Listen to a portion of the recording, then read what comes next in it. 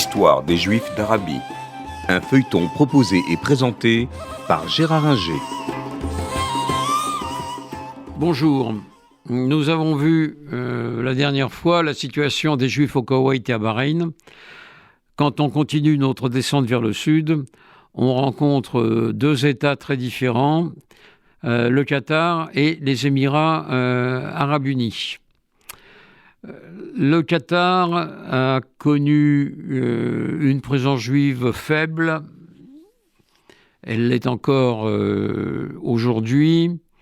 Mais le Qatar a des relations officieuses avec l'État d'Israël. Par exemple, le Qatar était représenté aux obsèques d'Yitzhak Rabin en 1995 avec un bureau qui a été ouvert dans les deux pays, un bureau diplomatique qui a été fermé au moment de la seconde intifada.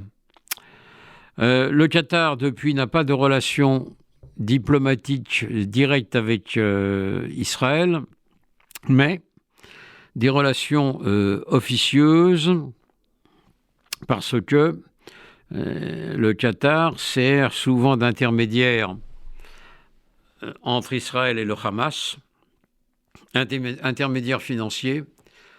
C'est avec son argent que les fonctionnaires du Hamas à Gaza sont payés, et parfois intermédiaire politique, parce que y a toujours des négociations indirectes entre Israël et le Hamas.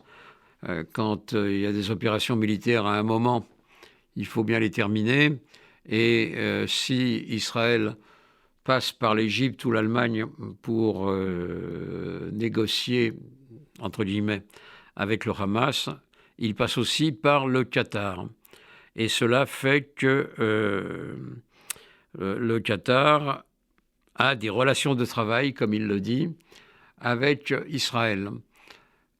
Pour l'instant, il ne souhaite pas aller plus loin. Il a avec l'Iran, contrairement à Bahreïn et aux Émirats arabes unis, des relations à peu près correctes, mais il garde la porte ouverte à des relations avec Israël autres que ses relations concernant le Hamas. Par exemple, il invite, même en rechignant, les sportifs israéliens à venir combattre chez lui dans différentes disciplines. Et pour la Coupe du Monde qui va avoir lieu en fin novembre, eh bien, le Qatar autorise les Israéliens à acheter des billets. Ça ne s'est pas fait facilement, mais ils ont accepté. Et donc, des touristes israéliens munis de billets pour assister au match de la Coupe du Monde de football vont pouvoir aller se rendre au Qatar dans quelques semaines. Donc là, on est dans un domaine un peu gris des relations israélo-qataries. Ça n'est pas le grand amour, mais ce n'est pas non plus l'absence de relations, comme on peut le constater, comme je l'ai dit la dernière fois, avec le Koweït. En ce qui concerne les Émirats arabes unis, la situation est largement différente. Est-ce qu'il y a eu une présence juive importante aux Émirats par le passé ? On n'en sait trop rien. Mais le fait qu'on ait découvert des bâtiments chrétiens tout récemment aux Émirats peut laisser penser qu'autrefois, autour de la période de la destruction du Second Temple et dans les siècles qui ont suivi, on peut penser qu'il y a pu y avoir une présence juive aux Émirats. Mais cette présence n'est pas encore démontrée. Et pendant longtemps, il n'y a pas eu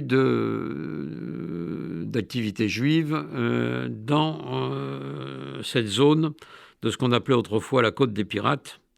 Et même si Mascate, la capitale, si Dubaï et Abu Dhabi étaient un peu en relation avec le nord, l'Irak, et le sud-est, l'Inde, les Juifs n'ont pas trouvé de place visiblement aux Émirats pendant très longtemps, la zone étant assez désertique et assez retardée. À partir de l'indépendance en 1960, on a un pays, les Émirats, qui se développe et qui, peu à peu, va s'ouvrir aux Juifs. C'est ce qu'on va voir dans le prochain épisode. C'était l'histoire des Juifs d'Arabie, un feuilleton proposé et présenté par Gérard Inger.